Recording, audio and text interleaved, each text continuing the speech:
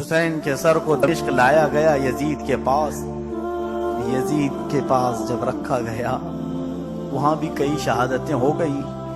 میں آخری وقت کی طرف آ رہا ہوں۔ یزید چھڑی سے حسین کے منہ کو لگاتا تھا، کہتا تھا کہ تم سے میں نہیں کہتا، اور پھر لوگوں کو تھوڑا رو کر کے بھی بتایا۔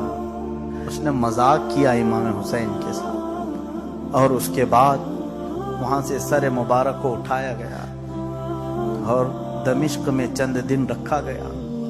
تو سر حسین ایک قید خانے میں رکھا گیا تھا، اور اہل بیت کو بھی ایک قید خانے میں رکھا گیا تھا۔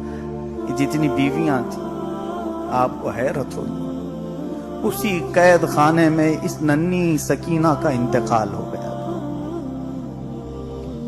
سکینہ جوانی نہ دیکھ سکی، اور نبی کی ایک ایسی شہزادی بھی ہے جس کا نہ جنازہ باہر گیا نہ نماز جنازہ باہر، جیل میں انتقال ہوا، بیویوں نے قبر کھودی، بیویوں نے دفن کی۔ دمشق کی جیل میں بی بی سکینہ کا انتقال ہوا، 9 سال کی بچی جو اپنے نانا کو مدینے جا کر کربلا سنانے والی تھی، سو گئی۔ چند دن گزر جانے کے بعد یزید نے اعلان کیا، یہ خاندان والوں کو مدینہ پہنچا دو، زین العابدین کے حوالے کر دو۔ امام زین العابدین جو ان حالات کو دیکھے ہوں، سیدہ زینب دیکھی ہوں، میں کہتا ہوں سب سے بڑے جگر کا کام سیدہ زینب کا ہے۔ اتنے سارے لاشیں دیکھی اپنے بچوں کے، اپنے بھائیوں کے، پھر بھی وہ کیسے صبر کی پیکر بنی رہی۔ آخری وقت تھا، رات کے وقت یہ بیویوں کو پھر جیل سے نکالا گیا۔ مدینہ جانے کا قافلہ باہر کھڑا تھا، نکل کر کے یہ اب بیویاں دوپٹے سوار کر جانے لگی۔ سیدہ زینب پھر سکینہ کی قبر کے پاس آئی، آ کر کے کہنے لگی، بیٹا تو بار بار پوچھتی تھی کب مدینے جائیں، لو مدینے کا بلاوا آیا ہے کہ اب چلو گی ہمارے ساتھ۔ بیویاں قبر کے پاس رو رہی تھی۔ اسی اثنا میں حضرت عباس علمبردار کی بیوی وہ اپنے دوپٹے میں کوئی چیز چھپا کر کے لائی، اور لا کر کے قبر سکینہ پر رکھتی۔ زینب نے پوچھا یہ کیا ہے؟ کہا میرے شوہر عباس علمبردار انتقال سے پہلے وہ کہہ رہے تھے، اے فضل، اپنی بیوی کو پکار کر کہتے، یہ میرے جو دونوں ہاتھ کٹے، ہو سکے تو سکینہ کو دکھا دینا کہ میں اس کے لیے پانی نہیں لا سکا۔ کیا سکینہ تو راضی ہے اپنے چچا سے؟ عباس علمبردار کی بیوی سکینہ کی قبر پر وہ حضرت عباس کے کٹے ہوئے ہاتھ رکھتی، پوچھتی ہیں، سکینہ کیا تو میرے شوہر سے راضی ہے؟ قبر سکینہ سے آواز آئی، ان کو مردہ کہنے والے مردہ ہیں۔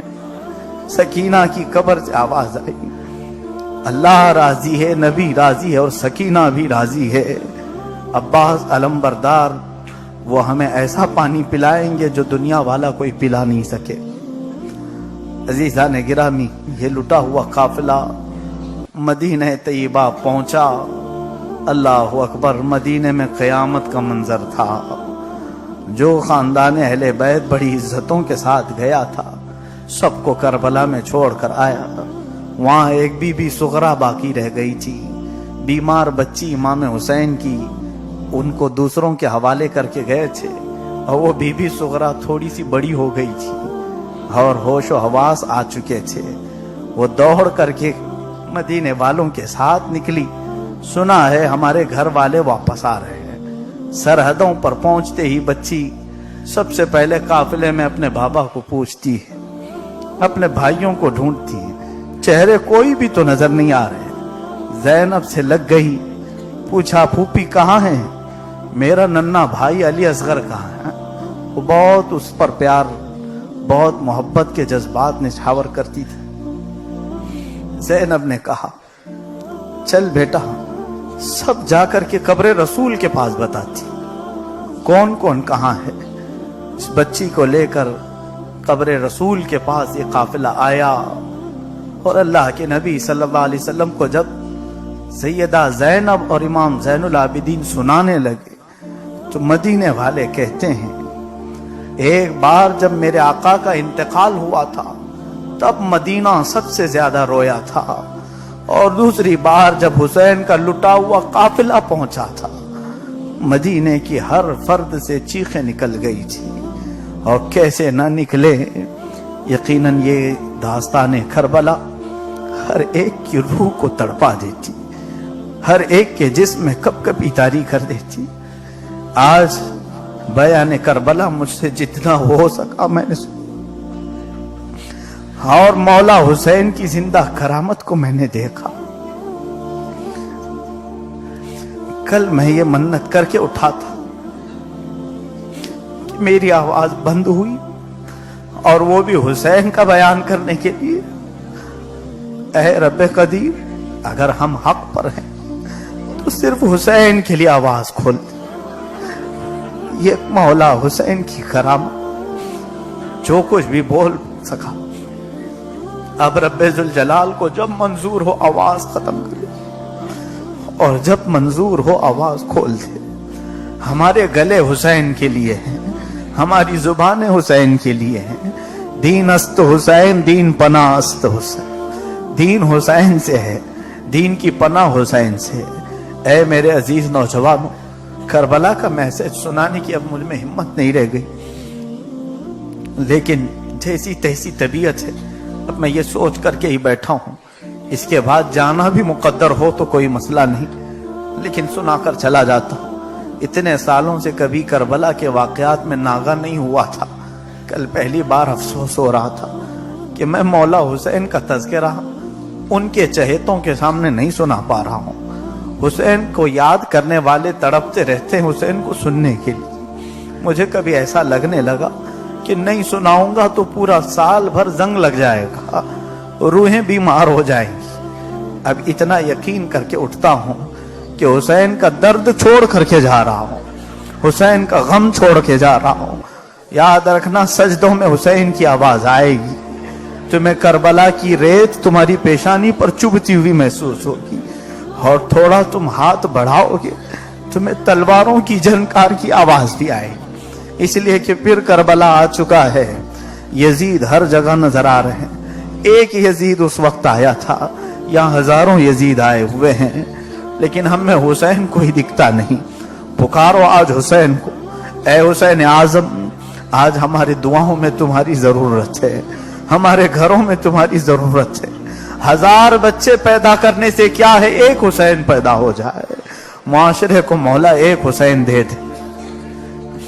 اے کریم خدا، ہماری سبیلیں، ہمارے کچڑے، ہمارے نیاز، ہمارے فاتحہ، ہمارے وظیفے، محرم کے لیے ہم نے جو کچھ بھی کیا ہے ان سب کا ثواب مولا حسین کی روح کو عطا کر. میں سچ بتاؤں، اگر ہم اپنے جسم کے 1,00,000 ٹکڑے کر لیں تب بھی حسین کی شہادت کا بدلہ نہیں ادا کر سکیں گے. ہم اپنے جسم کو کاٹ کاٹ کر چھوٹے ذرے کر دیں تب بھی حسین کی قربانی کے مقام کو نہیں پہنچ سکیں. اس لیے کہ ہم دھرتی کا بوجھ ہیں، ہم کچرا ہیں. ہمارے جینے سے کسی کا کوئی بھلا نہیں ہونا، لیکن حسین کے جینے سے لاکھوں کا بھلا تھا، اور ان کے ذریعے سے امت کا بھلا تھا. اے میرے عزیز نوجوانوں، کربلا کے اس واقعے سے اگر تمہارے دل میں ہلچل پیدا ہوئی ہے تو میں ضرور کہوں گا آج کا سورج ڈوبنے سے پہلے مولا کے حضور سچے دل سے توبہ کر، گناہوں سے آزادی کی توبہ کر. ورنہ یاد رکھنا حسین کے متعلق یہ بھی روایت میں ہے، قیامت کے دن وہ میرے آقا کے سامنے خون میں لت پت جبہ پہن کر کے آئیں گے. قیامت کے دن آئے گا مولا حسین، پورا جسم خون سے لت پت ہوگا، اور جسم میں جگہ جگہ تیر چبھے ہوں گے، اور نبی کونین کے سامنے جب آ کر کھڑے ہوں گے، میرے آقا کی امت شفاعت کی بھیک مانگنے آئی. حسین ہر ایک کا چہرہ دیکھیں، ہم سب کا چہرہ دیکھیں گے، سوچو یہ چہرہ ملا پاؤ گے حسین سے؟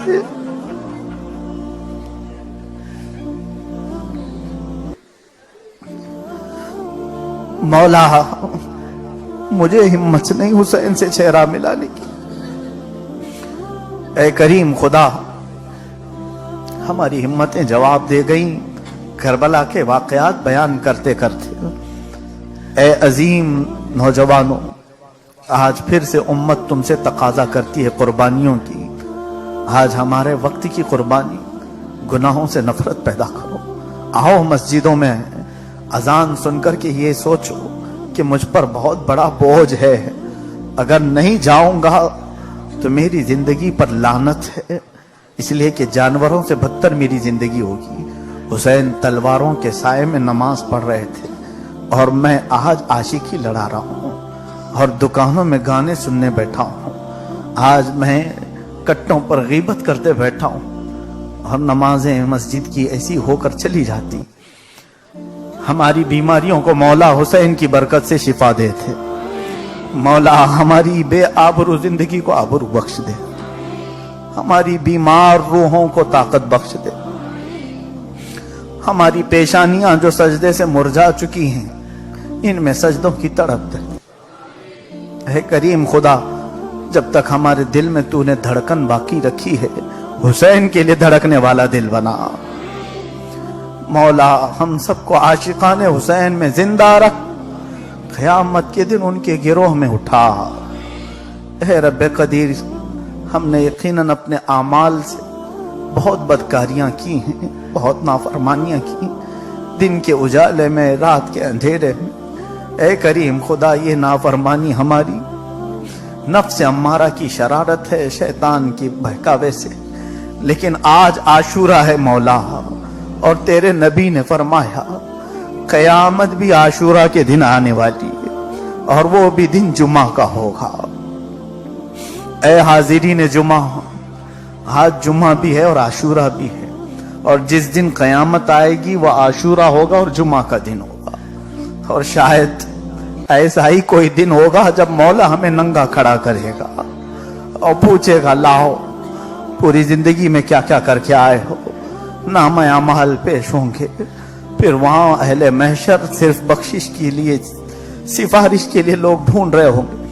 آؤ مولا سے آج صلح کر لو۔ اے کریم خدا، حسین اعظم کی برکت سے ہم سب کی تمام گناہوں کو معاف کر دے۔